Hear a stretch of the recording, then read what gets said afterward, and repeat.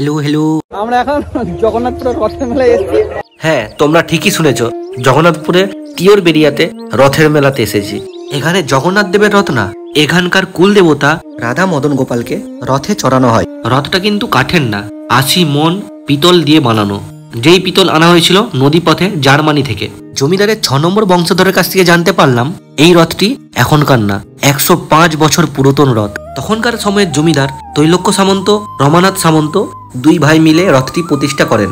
রথের বয়স 105 বছর, কিন্তু কুল দেবতার বয়স 120 বছর। কি করে বলছি একটু অপেক্ষা করো।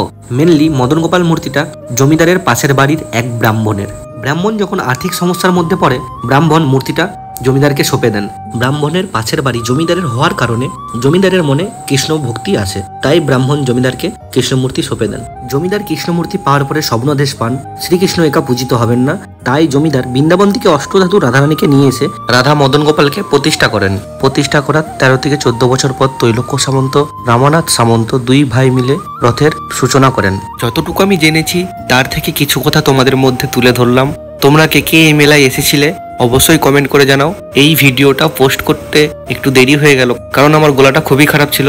তোমরা কে কে এই মেলায় এসেছো অবশ্যই কমেন্ট করে জানাও। যদি ভিডিওটা ভালো লাগে অবশ্যই একটি লাইক দিয়ে যেও। দেখা হচ্ছে পরের ভিডিওতে।